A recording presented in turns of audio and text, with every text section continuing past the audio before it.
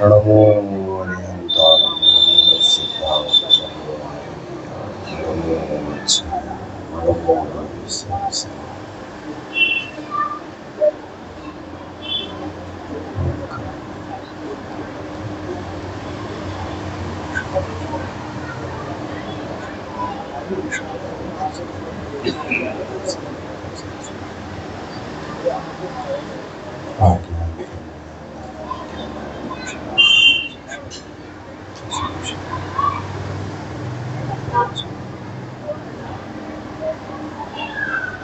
मंगलम भगवान् वीरो मंगलम गौतमोगणि मंगलम कुंदकुंदाद्यो जैन धर्मोऽस्तु मंगलम् सर्वमंगल मांगल्यं सर्वकल्याणकारिकं प्रधानं सर्वधर्माणां जैनं जयतु साश्वतं जैनं जयतु साश्वतम्। आज उत्तम संयम का दिन है और उत्तम संयमी कौन होते हैं? मुनिराज होते हैं। और ऐसे मुनिराज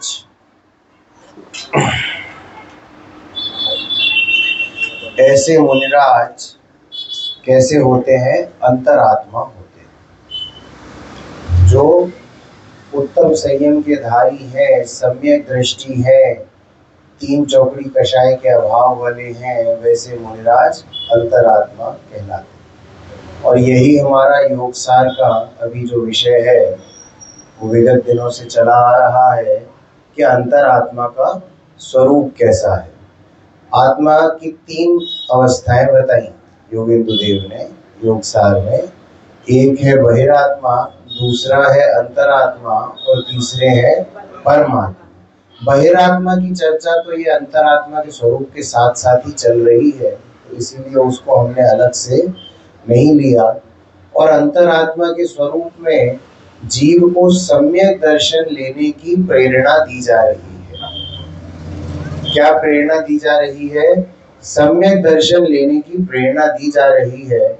और उस सम्यक दर्शन लेने से पूर्व में जीव को 5 लब्धि होती हैं। तो उसमें से प्रथम 2 लब्धियां हम चर्चा में ला चुके हैं कि क्षयोपशम लब्धि और विशुद्धि लब्धि। और देशना लब्धि पर भी हम विगत 3 दिन से थोड़ी थोड़ी चर्चा करते आ रहे हैं। अभी क्या बोलना है अंत में यहाँ पर वो बताते हैं कि विशुद्धि लब्धि की जो अंत की 5 लाइन है ना भैया, वो पढ़ रहा हूं मैं यहाँ पर। अभी क्या लिखते हैं? शुद्ध निश्चय ने की दृष्टि पर से भिन्न आत्मा को देखने की होती है। कैसी दृष्टि? शुद्ध निश्चय ने की दृष्टि। शुद्ध निश्चय ने ये बात समझ में आती है। हमने क्या बोला था उत्तम सत्य वाले दिन? हमने ये बात की थी कि शुद्ध निश्चय ने ही सत्य है। और कैसा है? शुद्ध निश्चय ने ही धारण करने योग्य है और शुद्ध निश्चय ने ही अनुभव करने योग्य है। तो शुद्ध निश्चय ने की दृष्टि पर से भिन्न आत्मा को देखने की होती है। हमने आपको ये नहीं कहा कि आप ये संसार के प्रपंच छोड़ के कहीं दूर जंगल में भाग जाओ। हमने आपको ये नहीं कहा कि ये शरीर का आप प्रताड़ना करने लगो। कुछ होता है ना कई जगह पे, शरीर को प्रताड़नाएं देना भी धर्म माना जाता है। वो गरम गरम सलाखें लगाते हैं, कोड़े मारते हैं और अलग अलग चीजें करते हैं। तो हमने आपसे ये भी नहीं कहा, क्योंकि आपने पहले सुन रखा है कि शरीर और आत्मा भिन्न है, ये शरीर का कर्ता मैं नहीं हूं, तो आओ इस शरीर को ही प्रताड़नाएं दे देते हैं, उसमें शायद धर्म हो जाएगा। तो इसीलिए हमने आपको शरीर को प्रताड़ना देने को भी नहीं कहा। हमने आपको क्या कहा?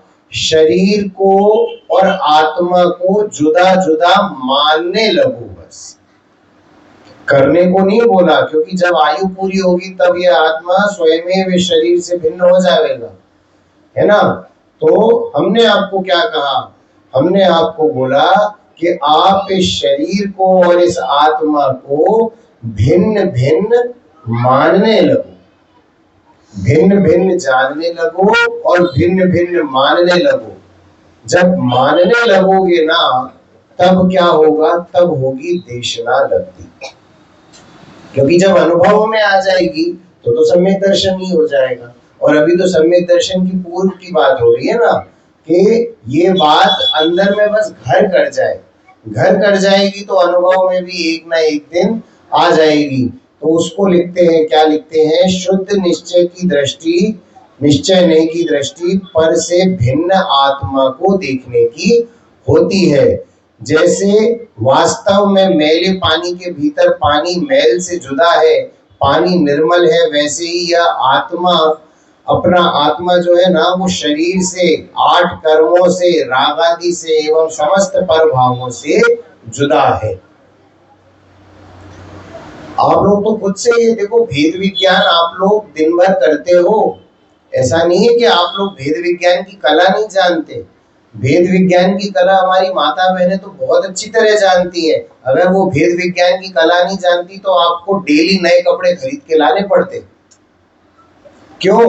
क्योंकि वो जानती हैं कि जो कपड़े पे मैल लगा हुआ है ये इससे भिन्न है, दिख रहा है कपड़े पर, परंतु जब हम इसको धोएंगे तो ये मैल अलग हो जाएगा और कपड़ा निर्मल हो जाएगा। तो उसी प्रकार से ये भेद विज्ञान की कला है ना, क्योंकि आपने देखा तो आपने किया। यदि आपको ऐसा भान ही ना हो कि ये कपड़े पर अगर मैल लग गया, अब ये छूटेगा नहीं, तो नए कपड़े की डिमांड होगी। तो ये भेद विज्ञान की कला तो आती है। इसी प्रकार से और भी कई तरीके की भेद विज्ञान की कलाएं हैं। आप सामने होता नहीं है परंतु मानने की कला आपके अंदर है। क्यों? जैसे मूर्तिकार होता है ना, मूर्तिकार, अभी आपके मंदिर बन रहा है तो आप बड़ी बड़ी प्रतिमा जी लाओगे, तो वो जो मूर्तिकार होता है, जो मूर्ति बनाता है, वो पत्थर में मूर्ति को पहले से देख लेता है, तभी वो मूर्ति को बाहर ला पाता है उस पत्थर में से। क्यों? क्योंकि उसने वो भेद विज्ञान कर लिया ना कि मूर्ति ये अलग है, तो ये मूर्ति का हिस्सा छोड़कर बचा हुआ वो पार्ट अलग कर देता है, तो मूर्ति सामने आ जाती है। तो ये भेद विज्ञान की कला नहीं है तो क्या है? ये भेद विज्ञान की कला है। इसी प्रकार से आपको क्या करना है, ये आत्मा अलग है ऐसा मानना है। जब मानोगे तो वो स्वयं आत्मा एक दिन तुम्हें अलग अनुभव में आ जाए। बताओ, आप करते हो कि नहीं करते हो? कई चीजों में भेद विज्ञान करते हो। ये पैसा आपके जेब में है क्या बाबूजी? जो भी आता है 1 नंबर का, आप रसीद काट देते हो, ये जेब में आता है क्या? नहीं आता, हाथ में नहीं आता, बैंक में आता है, परंतु आप क्या मान लेते हो, ये पैसा तो अपने पास आ गया। दिखता है क्या? नहीं दिखता, फिर भी मान लेते हो ना। तो फिर आत्मा को मानने में क्या तकलीफ होती है कि ये आत्मा शरीर से भिन्न है? ऐसा मानने में क्या तकलीफ होती है कि आत्मा शरीर का कार्य कोई नहीं करता, शरीर का कार्य शरीर करता है और आत्मा का कार्य आत्मा करती है? ऐसा मानने में क्या विरोध उत्पन्न होता है? बताओ ना। ये भेद विज्ञान की कला तो हमें अनादिकाल से ये पड़ी हुई है हमारे अंदर, बस हम यहाँ पर 100 और पर में भेद विज्ञान नहीं करते, बाकी तो सब जगह भेद विज्ञान कर लेते हैं। पनीर कैसे बनता है? दूध को पानी से अलग कर दो तो पनीर बन जाता है ना? ये कला तो आपको आती है। हंस क्या करता है? हंस दूध जब पीता है ना तो वो दूध ग्रहण कर लेता है, पानी छोड़ देता है। नीर शीर है ना, तो वो शीर ग्रहण कर लेता है, नीर छोड़ देता है। तो ये भेद विज्ञान आपको पता है ना। तो जब आपको दिखता है दूध में पानी, आपको अलग से दिखता है, पानी होता है दूध में तो अलग अलग दिखता है क्या? नहीं, परंतु आपको दिखता है, आप जान जाते हो कि आज दूध वाले ने पानी ज्यादा मिला दिया, है ना? तो फिर ये कला क्यों नहीं तेरे समझ में आती कि आत्मा जुदा है और ये परद्रव्य समस्त जुदा है? ये बात क्यों नहीं समझ में? थोड़ी समझने जैसी बच्चा बात है, थोड़ी विचारने जैसी बात है कि हम जगत के कार्यों में तो ये भेद करना सीख रहे हैं, परंतु ये जो पारलौकिक ज्ञान, सीमंदर स्वामी से आया हुआ ज्ञान कुंद आचार्य ने हमारे सामने परोसा है, उसमें हम भेद ज्ञान क्यों नहीं करते? आप लोग बोलते हो कि अवसर नहीं मिलता, थोड़ा शांति मिले तब ये बैठ के थोड़ा सा सोचा जाए, है ना। घर गृहस्थी के इतने काम होते हैं कि कहाँ इनमें हम बैठकर ये बात का विचार करेंगे कि ये भिन्न नहीं ये भिन्न, कि ये भिन्न नहीं ये भिन्न। भैया हमसे नहीं हो पाता ये कार्य, थोड़ा अवकाश दो। आज दोपहर में राकेश भाई के घर पे स्वाध्याय हुआ था। अब बाबू भाई के बारे में आज बहुत सारी बातें बताई उन्होंने। आपके बाबू काका, हमारे लिए बाबू भाई पंडित जी थे, आपके तो बाबू काका थे भैया। आपका तो स्नेह का संबंध है उनसे। और ऐसा जीव आपके गांव में था जो दिन रात स्वाध्याय में, चिंतन में, मनन में रहता था। वो बताते थे, वो बोले दिन भर स्वाध्याय चलते थे बाबू काका के, दिन भर। हम तो भैया शिवरात्रियों में ही मिले हैं उनसे, परंतु घर में वो रहते थे। वो बताते कि कभी ये प्रवचन, कभी वो गुरुदेव की से प्रवचन सुन रहे हैं, कभी खुद का अध्ययन कर रहे हैं, कोई सामने आ गया तो उसको समझा रहे हैं, मंदिर के स्वाध्याय के समय मंदिर में स्वाध्याय करा रहे, फिर घर पे पहुंच के फिर गुरुदेव के प्रवचन सुन रहे हैं। फिर फोन पे यूएसए से फोन आते थे और बाहर बाहर से जाने कहां से लोगों के फोन आते थे, उनकी शंका समाधान करते थे। तो ये तो दिन रात स्वाध्याय करते थे। उनको क्यों नहीं ढूंढना पड़ता था अवकाश?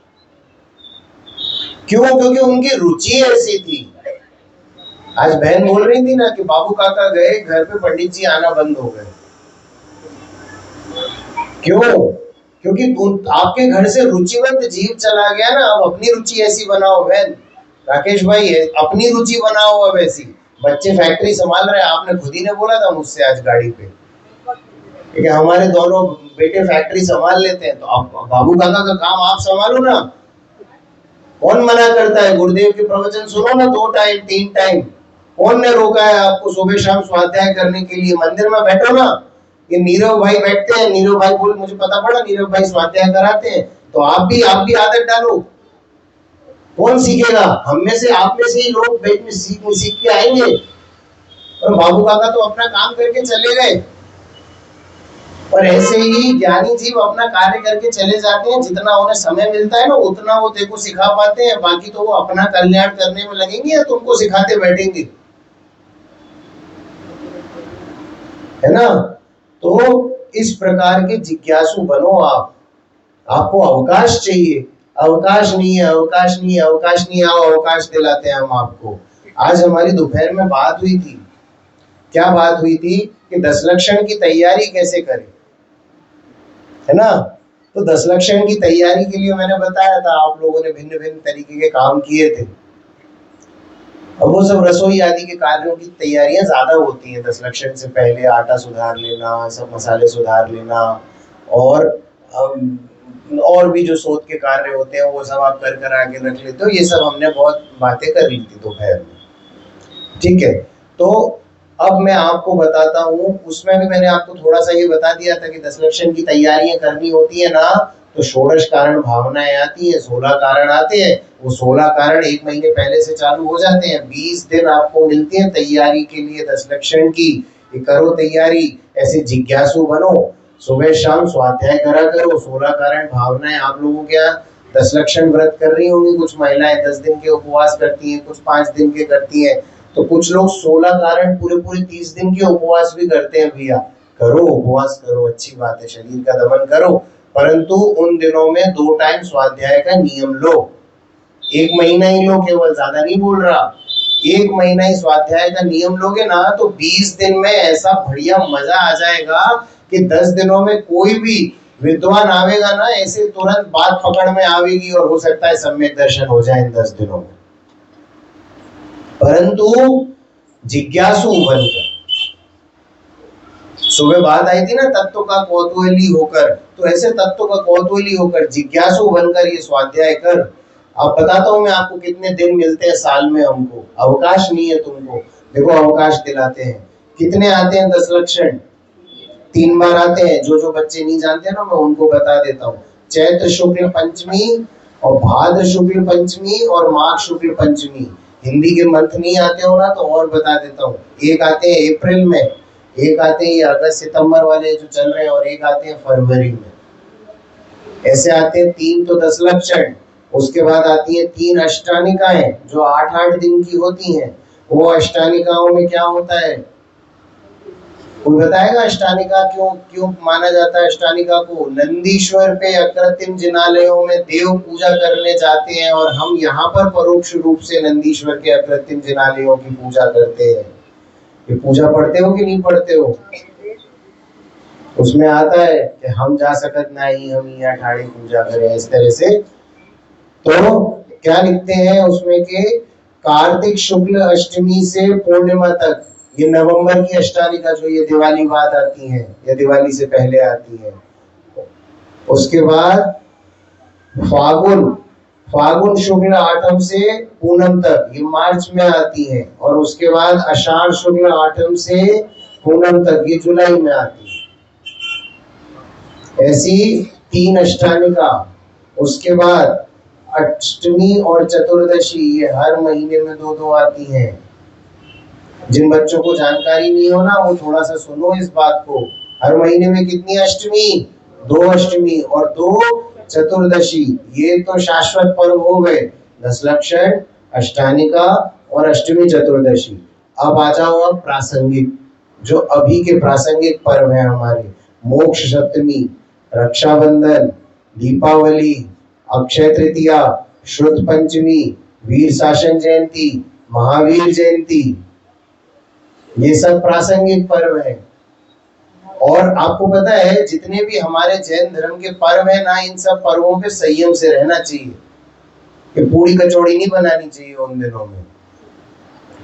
क्यों? क्योंकि देखिए इन जिनसे दिन में जैसे निर्वाण कल्याणक हुआ है, तो आज संयम का दिन है भैया। निर्वाण कल्याणक भी संयम का दिन है। जिसको निर्वाण कल्याणक, जब निर्वाण कल्याणक हुआ है ना, वो सभी समस्त संयम के दिन है। जन्म कल्याणक के दिन है, संयम के दिन है। उस दिन खुशी मनाओ, बहुत खुशी मनाओ। खा पी की खुशी क्यों मनाते हो? संयम करके खुशी नहीं मना सकते क्या? आपको पता है अष्टमी, ये जो अनंत चतुर्दशी आने वाली है ना, ऐसे उतरे हुए चेहरे दिखेंगे ऐसे। बोले क्यों? उपवास है, बात नहीं करो। और निर्जला उपवास होता है, ऐसा भूत सा बन जाता है बेचारा जीव, आंखें एकदम ऐसी हो जाती हैं, बात नहीं करो कोई। बोले आज उसका निर्जला उपवास है, दिन भर बात नहीं करना, फट जाएगा बेचारा वो। अरे भैया संयम करो, आप उसको बोझा क्यों मानते हो? हम नहीं कहते तुम में क्षमता नहीं है तो मत करो ना निर्जला उपवास। जितना छोड़ सकते हो उतना छोड़ो। संयम का मैंने अर्थ बताया था दोपहर में। सम्यक दर्शन होता है संयम। तो सम्यक दर्शन नहीं हो पा रहा तो स्वाध्याय करो ना। रत्नगंज श्रावकाचार्य जी ने बताया है उपवास के दिनों में क्या करना। ज्ञानी जी उपवास के दिनों में अमृत रस का पान करते हैं, औरों को भी कराते हैं स्वाध्याय के बल से। स्वाध्याय करो ना। हम नहीं कहते आप कुछ खाना पीना छोड़ो भैया, जितना खाना है खाओ। बनाना पूरी कचौड़ी में मना नहीं कर रहा, खूब बनाओ, लेकिन साथ में स्वाध्याय करो। जिन जिन पर्वों के दिन है ना, उन स्पेशल उन पर्वों के दिनों पे तो कम से कम स्वाध्याय किया करो भैया। दिन के 2 टाइम स्वाध्याय किया करो। सुबह जो मंदिर की सभा होती है उसी को स्वाध्याय मान लो, चलो उसकी सभा में बैठो।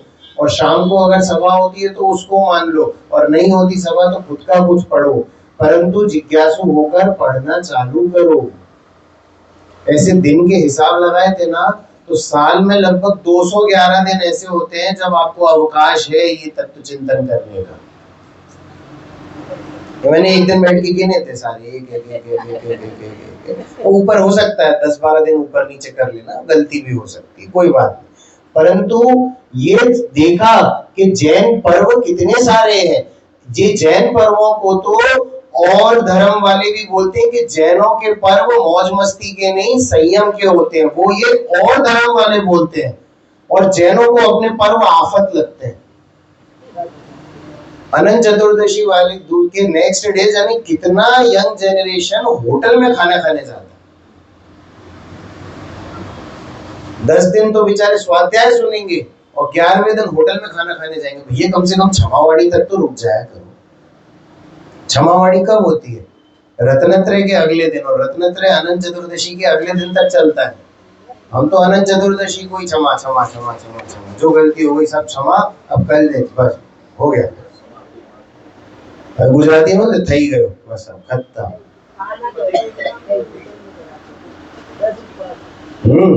तो इसको ये क्या है, आफत आफत मानते हो तुम इसको भैया? वो सौधर्म इंद्र और इंद्र जब संयम नहीं कर पाते तो कैसे आंखों में से आंसू टपकते हैं उनके। तो आंसू तो नहीं टपकते इंद्रों के, परंतु कितना दुखी होता होगा वो जीव के मैं संयम नहीं ले सकता, और तुम उसके वैभव पे लालायित होते हो और वो संयम नहीं ले सकता, इस बात के लिए दुखी होता है। यहाँ तो तुझे कितना बड़ा अवसर मिला है। हमने बोला था कि नहीं कि यदि अवसर चूका तो भव भव पछताएगा,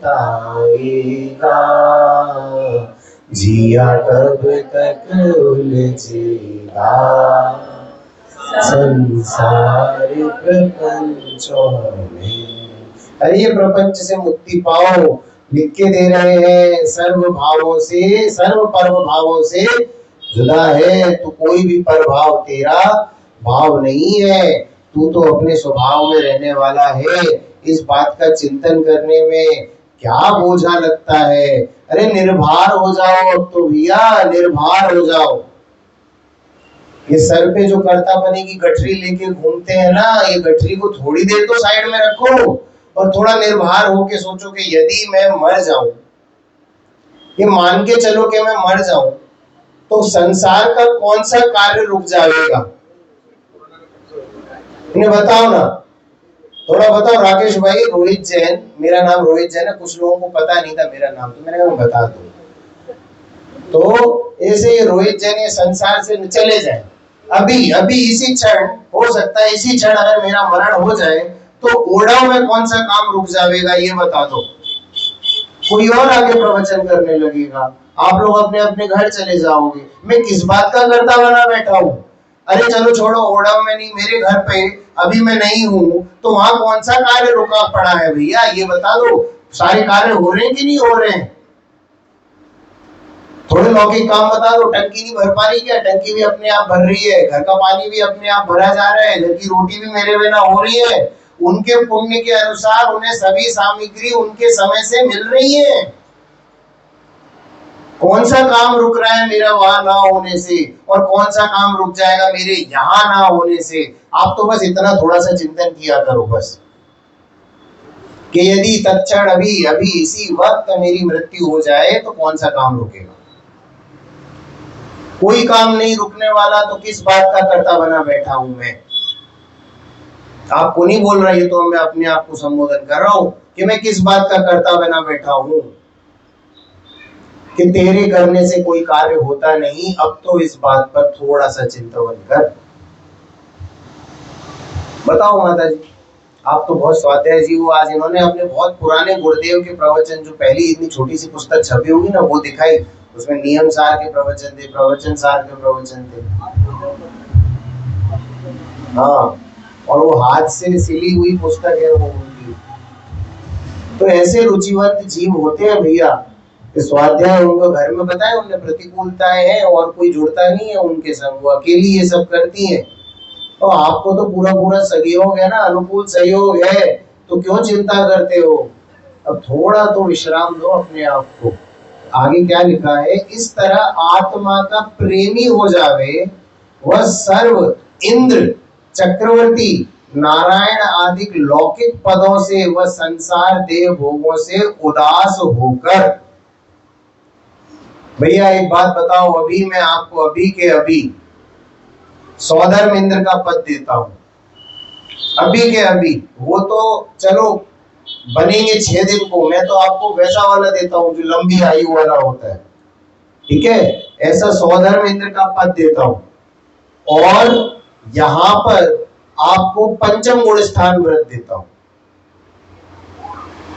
सौधर्म इंद्र भी सम्यक दृष्टि है। हाँ, अभी अब पहले वाला एग्जाम्पल खत्म हो गया, अब सम्यक दर्शन का दोनों सम्यक दृष्टि, ठीक है ना? तो अब मैं आपको सौधर्म इंद्र का पद देता हूं और यहाँ पर अनुव्रतधारी पंचम गुण स्थान व्रत देता हूं। तो बताओ किधर जाओगे? बताओ। सौधर्म इंद्र स्वर्ग में चले जाना। क्योंकि पहले तो आपने क्या कहा था? पहले आपने बोला था कि स्वर्ग में या त्रियंच में, अब तो मनुष्य गति की बात हो रही है, अब तो स्वर्ग जाने दो ना पंडित जी। तो पहले तो चलो आप स्वर्ग, आप त्रियंच की बात करी थी तो ठीक है, थोड़ा मुश्किल था वो प्रश्न, लेकिन अब तो स्वर्ग जाने दो ना। क्यों? क्योंकि वहां पर भी तो सम्यक दर्शन है। और यदि आज तूने सौधर मित्र का स्वर्ग चुन लिया और ये पंचम गुण स्थान व्रत नहीं चुना तो तू संयम की विराधना करेगा, है ना? तू संयम की विराधना करेगा। यदि तेरी रुचि ये सम्यक के प्रति नहीं है, यदि तेरी रुचि ये आत्मा के प्रति नहीं है, तू आत्मा का प्रेमी नहीं है।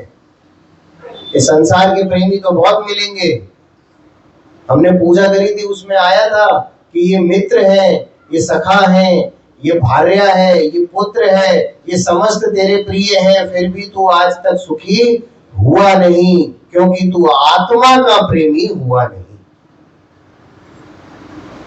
संसार में एक कहावत है, पहला सुख निरोगी काया और दूजा सुख घर में हो माया और तीजा सुख हो सुंदर नारी और चौथा सुख पुत्र आज्ञाकारी। तो ये सब है हमारे पास। बताओ भैया, निरोगी काया नहीं है क्या, या घर में माया नहीं है क्या, या नारी सुंदर नहीं है, या पुत्र आज्ञाकारी नहीं है? अरे अभी है ये सारे सुख। यहाँ तो मैंने कोई भी बच्चा बिगड़ा हुआ नहीं देखा, सब बच्चे अच्छे हैं, अपने पापाओं की कहते हुए सुनते हैं। वो बेचारा इतना अच्छा बच्चा है तो भी ये सभी तुम्हें तो लौकिक सुख सब प्राप्त हो गए ना, तो अब तो आत्मा के प्रेमी बनो, अब तो आत्मा का प्रेमी बन जाना भैया। अनुकूल संयोग सब तेरे पास है, अब तुझे आत्मा का प्रेमी होने से कौन रोकता है? पत्नी कभी नहीं रोकेगी, पुत्र कभी नहीं रोकेगा। क्यों? क्योंकि ये तो अंदर करना है ना, बाहर थोड़ी करना है, किसी को भिगोरे पीट के थोड़ी करना है ये काम। और पता है आपको, सम्यक दर्शन करने के बाद यदि बड़ा उत्सव होने की प्रथा डल जाए ना, तो हर कोई सम्यक दर्शन करने में जुट जाएगा। अभी क्या, सम्यक तो अंदर होता है, और जैसे ही सम्यक तो हो जाता है तो बाहर के रंग राग से, प्रपंचों से मन खत्म हो जाता है, तो उत्सव करे कौन? तो अंदर उत्सव मनता है, अंदर दिवालियां मनती हैं, रोज मनती है दिवाली। क्यों? क्योंकि ज्ञान के दीपक जलते हैं। सम्यक दृष्टि जीव रोज दीपावली मनाते हैं, अंदर ज्ञान की ज्योति जलती है और उस ज्ञान में अपने आत्मा का अनुभवन होता है कि अरे वाह, मैं तो अनादि काल से शुद्ध ही था, आज जाकर उसकी अनुभूति हुई है। क्या बोलते हैं आगे, लौकिक पदों से संसार देह भोगों से उदास होकर उनका मोह और अपने आप का मनन करे। ये किसकी बात कर रहा हूं मैं? देशना लब्धि की बात कर रहा हूं भैया। अभी सम्यक तो हुआ नहीं है, सम्यक के पूर्व की भूमिका है। जब इस प्रकार का कौतूहली होगा तब तेरा सम्यक कोई रोकने में नहीं आएगा, तेरा सम्यक तो होकर रहेगा। ऐसे बाबूजी जैसी लगन लगनी चाहिए। बाबूजी को कोई अवकाश नहीं था, वो तो पूरे टाइम, उनको सांसारिक कामों से अवकाश, सांसारिक कामों के लिए कोई अवकाश नहीं था। तो स्वाध्याय, चिंतन, मनन, किसी की जिज्ञासा हो तो उसको समाधान कर देना, और कोई काम नहीं। ऐसे जीवों को होता है सम्यक दर्शन। ऐसे जीवों का सम्यक दर्शन कोई रोक नहीं पाता।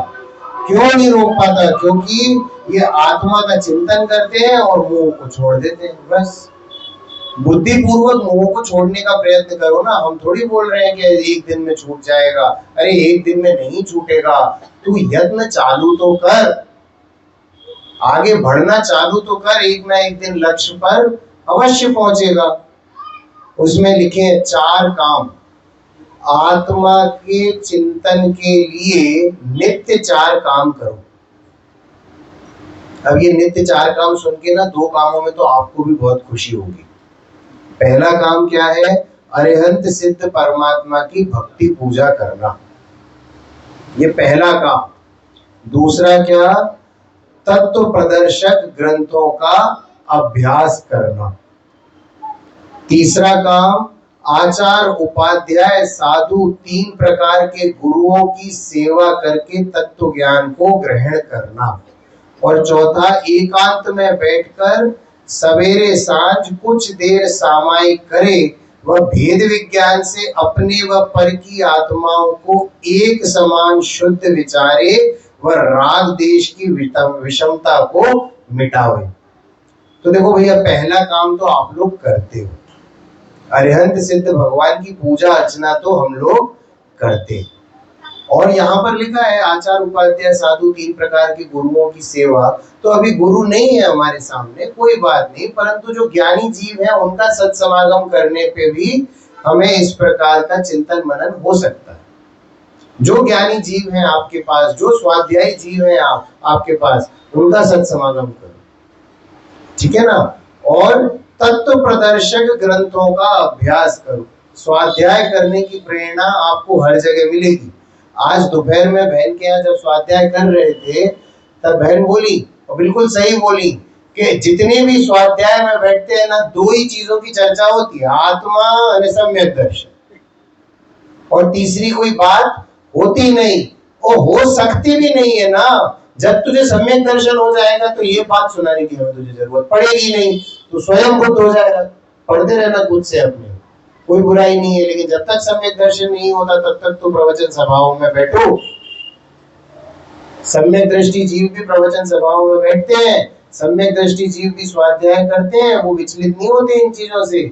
सम्यक दृष्टि जीव भी ये 4 काम करते हैं, अरिहंत की पूजा करते हैं, अरिहंत सिद्ध की पूजा करेंगे, गुरुओं की सेवा करेंगे, शास्त्र अभ्यास करेंगे, और एकांत में बैठकर सवेरे शाम वो भी चिंतन करते हैं कि मैं समस्त परद्रव्यों से भिन्न हूँ, सभी आत्माएं समान है। ये बात जरूर विचारना, सभी आत्माएं समान है। और क्यों? क्योंकि क्षमावाणी तभी मना पाओगे, क्षमावाणी तभी मना पाओगे जब सभी आत्माओं को समान मानोगे, और खुद को मोटा दूसरे को छोटा ऐसा मानोगे ना, तो कभी क्षमावाणी नहीं मन पाएगी। आपको पता है, हम क्षमा जब मांगते हैं ना, हम उनसे क्षमा मांगते हैं जिनसे रोज मिलते हैं। हमको पता है इनसे 4 बातें हो जाएंगी तो भी ये बुरा मानने वाले नहीं है, ये मन में कोई बैर नहीं बनाएंगे। और जिनसे बैर बन जाता है ना, क्षमावाणी वाले दिन भी उनकी शक्ल सुहाते नहीं। राकेश भाई क्या करें? ऐसी मेरे अंदर मोह की कड़वाहट बैठी हुई है कि मैं बैरी को बैरी ही मानता हूँ, बैरी को कभी आत्मा नहीं देख पाता। और आपको पता है, आप बैरी मानना छोड़ दोगे ना, तो आपका बैर दूर हो जाएगा। सामने वाला कुछ सोचता रहे ना सोचता रहे, वो उसकी दशा। अब मेरी दशा में तो मैं अपने आप को तो भार मुक्त करूं ना। मैंने काहे को अपने अंदर उसको बैठा रखा है कि आओ भैया, एक सीट खाली है, तुम बैठ जाओ, आ जाओ दुश्मनी के लिए, हेट के लिए, बैरी पने के लिए, आ जाओ बैठ जाओ। अरे क्यों बैठा रखा है उसको? अरे हटाओ ना उसको। तू आत्मा है, तू अपना कल्याण कर, मैं आत्मा हूं, मैं अपना कल्याण करूंगा, ऐसा करके छोड़ दोगे ना, ज्यादा से ज्यादा बैरी क्या करेगा? ज्यादा से ज्यादा, देखो बुरे से बुरा बता रहा हूं, एक बैरी तुम्हारे शरीर का हनन करके हो सकता है तुम्हारे प्राण भी छीन ले, इससे ज्यादा एक बैरी कुछ नहीं कर सकता। परंतु जब तक तू अपने आप में ये चिंतन कर रहा है ना, तो प्राण जाने का डर भी खत्म हो जाता है। क्यों प्राण जाने का डर खत्म हो जाता है? क्योंकि अभी हमने आपको चिंतन कराया है ना, यदि मैं मर जाऊं तो मेरा कौन सा काम रुकेगा? कोई काम नहीं रुकेगा। हम मरने से क्यों डरते हैं? हम इसीलिए डरते हैं कि ये संयोग छूट जाएंगे। मेरे बिना बीवी बच्चों का क्या होगा, मेरे बिना फैक्ट्री का क्या होगा, मेरे बिना घर का क्या होगा, दुकान का क्या होगा। हम इसलिए मरने से डरते हैं। तो जब हमने तुम्हें बता दिया कि तुम्हारे जाने के बाद कोई काम नहीं रुकेगा, टेंशन मत लो, अपना कल्याण करो, तो अब क्या चिंता की बात है? तो करो ना कल्याण। तो इसीलिए यहाँ पर क्या लिखा? शुद्ध विचारे राग द्वेष की विषमता को मिटा देवे। इस प्रकार का होता है अंतरात्मा का चित्त। ऐसा होता है अंतरात्मा का चित्त, ऐसा होता है सम्यक दृष्टि का चित्त। सम्यक दृष्टि जीव ऐसे नहीं बोल देते। सम्यक दृष्टि जीव भी, जिन आया है सम्यक दृष्टि जीवों के लिए, जिन संज्ञा आई है उनको भी जिन बोला है। क्यों? क्योंकि वो भी उसी प्रकार की आत्मानुभूति करते हैं जिस प्रकार की आत्मानुभूति अरिहंत और सिद्ध भगवान कर रहे हैं। आगे थोड़ा सा और है, अंतरात्मा को पंडित कहते हैं। किसको कहते हैं पंडित? अंतरात्मा को, क्योंकि उसको भेद ज्ञान की बुद्धि प्राप्त हो गई है, इसीलिए वो पंडित है, बुद्धिमान है, ज्ञानी है। अंतरात्मा से नीचे बहिरात्मा समस्त जीव अज्ञानी है, चाहे कितना भी उन्हें शास्त्र ज्ञान हो, परंतु आत्म अनुभूति नहीं है तो वो अज्ञानी की श्रेणी में ही आएंगे, ज्ञानी की श्रेणी में नहीं आ सकते। और वैसे शिवभूति मुनिराज जिनको जिनको नमोकार मंत्र तक का नाम ज्ञान नहीं था, नमोकार मंत्र याद नहीं रहता था, इतना भी याद नहीं था कि गुरु ने उपदेश क्या दिया है, परंतु आत्मा में अनुभूति थी, तो तुष्माश भिन्नम सुनकर भी अपना कल्याण कर गए और सिद्ध भगवान हो गए। ऐसे होते हैं ज्ञानी। ज्ञानी तुझे सदाकाल ज्ञान की ही प्रेरणा देंगे, ज्ञानी तुझे अज्ञानी होने की कभी प्रेरणा नहीं दे सकते। सम्यक दृष्टि जीव हमेशा तुझे अपना जैसा बनाने का प्रयत्न करेगा। अरिहंत देव हमें अपना जैसा बनाने का प्रयत्न करने की शिक्षा देके गए कि तुम ये ज्ञान करो, ताहि सुनो भव मन तेरे आन, जो चाहो अपनो कल्याण। यदि तुझे अपने कल्याण की इच्छा है तो इस बात को सुन, नहीं सुनना तो मत सुन। क्यों? क्योंकि उनका काल तो पूरा हो जाएगा, उनकी आयु पूरी हो जाएगी, सिमंदर भगवान की आयु पूरी हो जाएगी, वो मोक्ष चले जाएंगे। उनको जो बताना था वो तो तुमको बता के चले गए। अब तुम्हारा सुनना ना सुनना ये तुम्हारा काम, उनका काम नहीं है। हमने बात की थी ना कि आपके एक एक पाप कार्य को केवल ज्ञान के ज्ञान में आ रहा है। आप जब जब कषाय करते हो ना, केवल ज्ञान के ज्ञान में आता है, उसकी ग्लानि रख। क्यों? क्योंकि मेरे पाप कार्य को कोई ना कोई तो जान रहा है। इस बात की ग्लानि जब होगी ना, तब तुझे ये पाप से रुचि हटेगी, तब तेरा ये मोह टूटेगा। क्योंकि बातों बातों में तो बहुत बोलते हैं, हाँ पंडित जी जो बात कही एकदम अंदर उतर गई, घुट्टी बना के पी ली पंडित जी, अब तो बाहर निकलने से रही। ये तूने मुंह से बोला, और अंदर में जो तू परिणाम कर रहा है ना मायाचारी के, वो परिणाम केवल ज्ञानी के ज्ञान में आ रहे हैं। हमको नहीं जानना तुम्हारे अंदर क्या चलता है झील, तुमको खुद जानना है कि तुम्हारे अंदर क्या चलता है और तुम्हारे अंदर क्या चलना चाहिए। इन दोनों चीजों का निर्णय ये तुमको करना है, कोई और नहीं करने वाला। क्यों? क्योंकि सम्यक दृष्टि होना है, और सम्यक दृष्टि का चिंतन ऐसा होता है कि सम्यक दृष्टि एक पाप नहीं झेल पाता। उसके सामने कोई ये गलत कार्य होवे ना, वो झेल नहीं पाता, वो बोलता है ये गलत है, ये गलत है। राजा वसु की कथा सुनी है हमने? किस किस ने राजा वसु का नाम सुना है? बस पहले इतना ही बता दूं, ये तो बहुत ही कम लोग हैं। राजा वसु का नाम नहीं सुना? चलो मैं आपको बताता हूँ। आप अर्घ चढ़ाते हो, बच झूठ से थी नरक पहुंचा, स्वर्ग में नारद गया। वो कथा है ये। कौन था नारद, कौन थे राजा वसु, और कौन था पर्वत?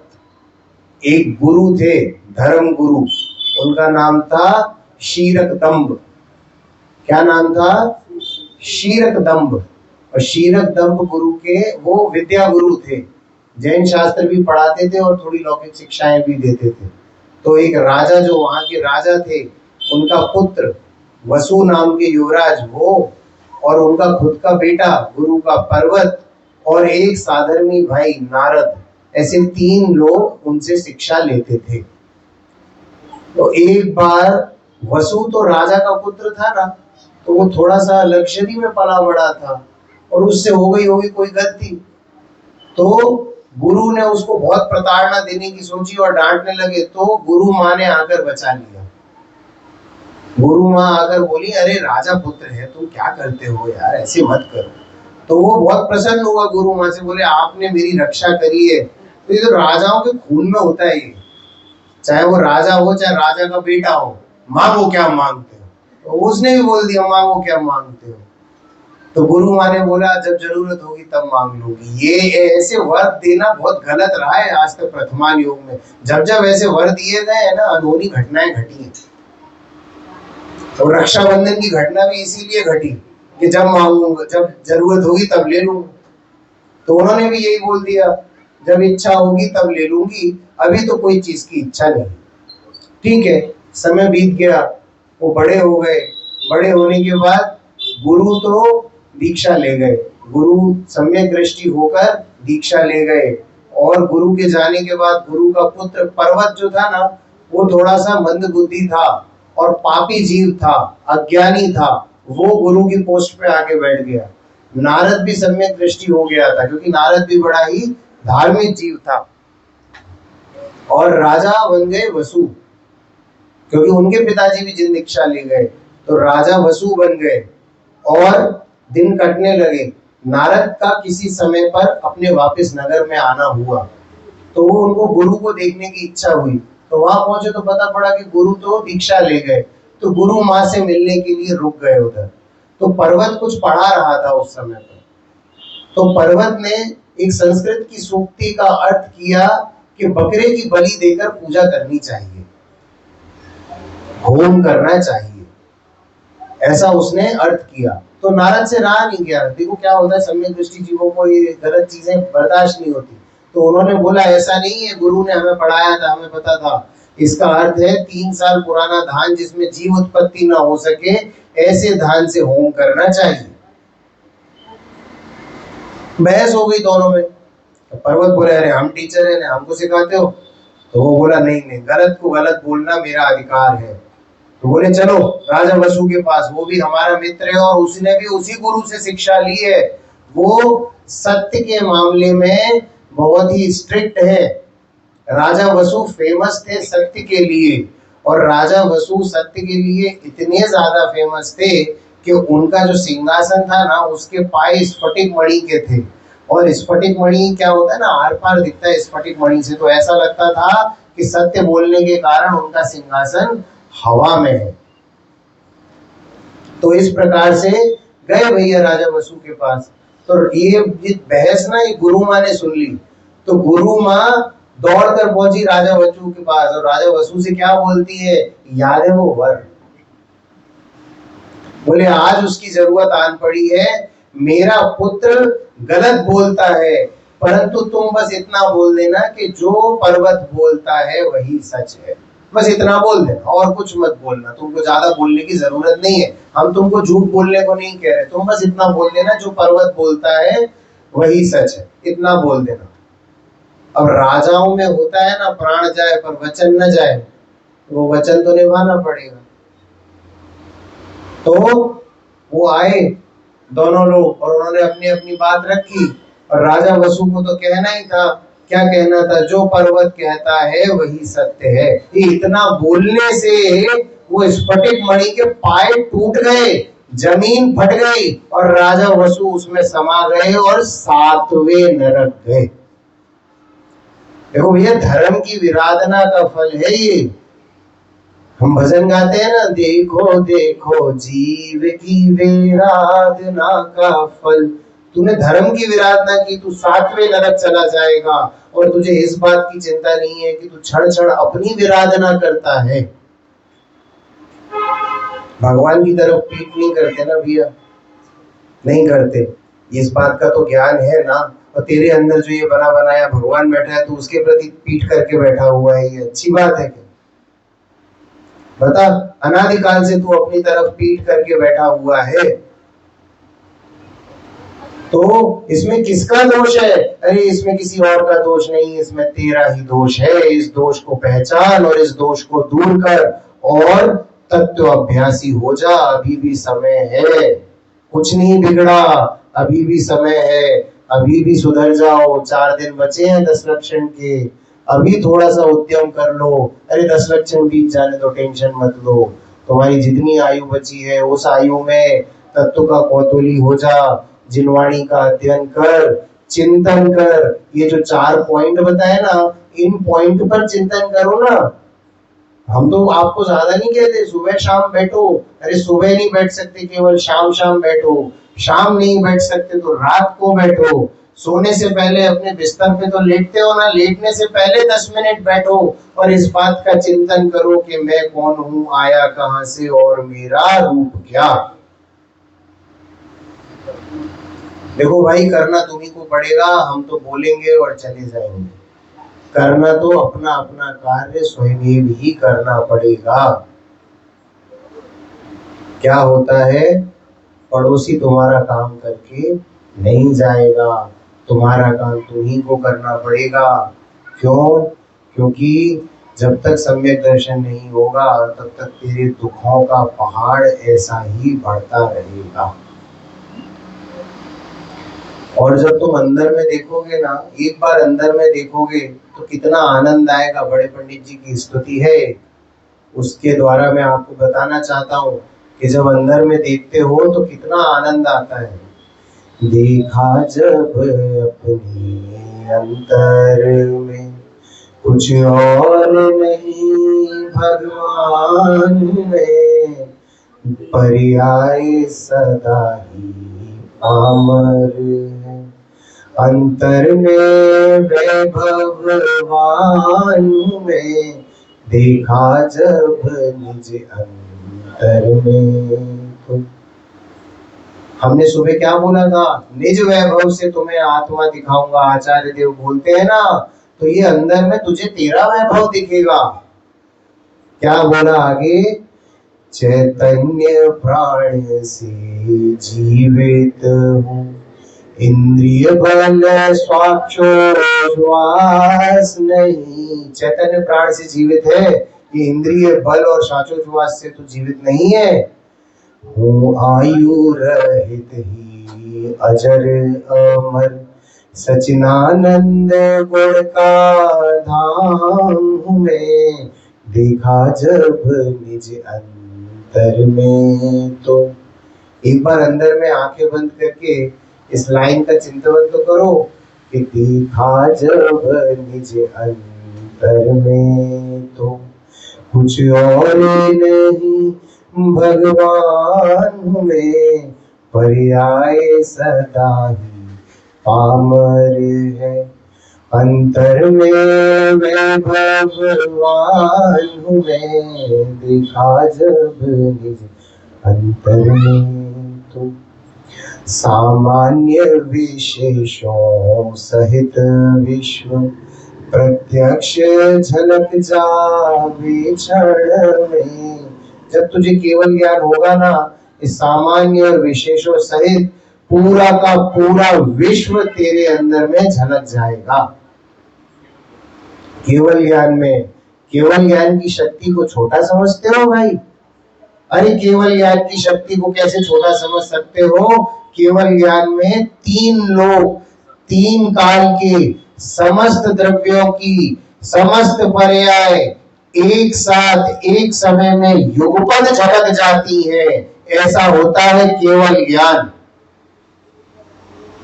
यानी कि तेरे पाप परिणाम जो आगे होने वाले हैं ना, वो अभी उनके ज्ञान में झलक रहे हैं। और जब तू पाप करेगा तब वो उनके ज्ञान में झलकेगा, और जब तू पाप कर चुका होगा वो भी उनके ज्ञान में झलकेगा। ये तीनों काल की पर्याय एक समय में उनके ज्ञान में अभी झलक रही है भाई। इसे हल्का समझा है क्या केवल ज्ञान को? अरे कौन होंगे केवल ज्ञानी, ऐसा बोलने से पहले जीभ कट जानी चाहिए। इस प्रकार के वचन नहीं निकलने चाहिए मुंह से कि केवल ज्ञानी नहीं होते। केवल ज्ञानी है, ये बात बताई है, हमें अनुभव में आ रही है, तो केवल ज्ञानी तो है। क्योंकि ज्ञायक भाव तो तेरे ख्याल में आता है कि नहीं आता है कभी कभी कि यार जो जानने वाला है सो तो मैं ही हूँ। आंखें बंद करता हूँ, ये अंधेरे को भी जानने वाला जो है वो तो मैं ही हूँ, ऐसा भान होता है ना। ये बात किसने बताई? ये केवल ज्ञानी बता के गए हैं। केवल ज्ञानी का बड़ा ही महात्म्य आना चाहिए। क्या लिखते हैं आगे? सर्वज्ञ सर्वदर्शियादिक सम्यक निधियों की खान हूँ मैं। और जो ये केवल ज्ञान में बताया ना, ये जो केवल ज्ञान है ये तेरे ज्ञान की शक्ति है। ये केवल ज्ञान अंदर से प्रकट होगा, बाहर से नहीं आएगा। ये मेरे ही ज्ञान की शक्ति है जो केवल ज्ञान में बदलेगी, जो पूरे के पूरे तीन लोक तीन काल के पदार्थ एक बार में जान जाएगी। ये किसी और के ज्ञान की शक्ति नहीं, ये मेरे ज्ञान की शक्ति है। ऐसा अपना महात्म्य आना चाहिए। स्वधर्मों में व्यापी विभु, अरुधर्म अनंतोमय धर्मी, नित निज स्वरूप की रचना की, सामर्थ्य से विराजमान हूँ मैं, देखा जब निज अंतर में तो कुछ और नहीं भगवान हूँ मैं, देखा जब निज अंतर में। तो भाई पूरी चर्चा का एक ही सार है कि अंतर में देखो, शरीर ने भिन्न यानी आत्मा ने भिन्न देखो, आत्मा तुम हो, शरीर पर है ऐसा जानो, मैं जीव हूँ, मुझ में ज्ञान है, मैं ज्ञान से जानता हूँ। ये परिभाषा जीव की बालबोध भाग 1 में सिखाई है भैया। और उससे भी पहले अगर मैं बोलूँ ना तो बाल पोथी में भी है, मैं हाँ हूँ जीव छू, आपकी गुजराती की बाल पोथी में लिखा है हूँ जीव छू, हिंदी की बाल पोथी में लिखा है मैं कौन हूँ जीव। तो हम बच्चों को जब पाठशाला में बाल पोथी में पढ़ाते हैं ना तो हम रिपीट करते हैं मैं कौन हूँ, तो बच्चे 3 बार बोलते हैं जीव जीव जीव। मैं कौन हूँ, बोले जीव जीव जीव। बोले मुझ में क्या है कि ज्ञान ज्ञान ज्ञान, मुझ में क्या है ज्ञान ज्ञान ज्ञान। ज्ञान से क्या करता हूँ, जानता हूँ जानता हूँ जानता हूँ। ज्ञान से क्या करता हूँ, जानता हूँ जानता हूँ जानता हूँ। अरे तो ये तुमको सोचने में क्या शर्म आती है कि अंदर सोचो ना, कौन कहता है बाहर सोचो। अंदर सोचो ना, मैं कौन हूँ, मैं जीव हूँ, मुझ में क्या है, मुझ में ज्ञान है और मैं ज्ञान से क्या करता हूँ, मैं मात्र ज्ञान से जानता हूँ और मात्र जानने वाला ही हूँ, मात्र ज्ञायक भाव हूँ और ज्ञायक ही रहूंगा। इसी मंगल भावना से अभी की बात को यहाँ विराम देता हूँ।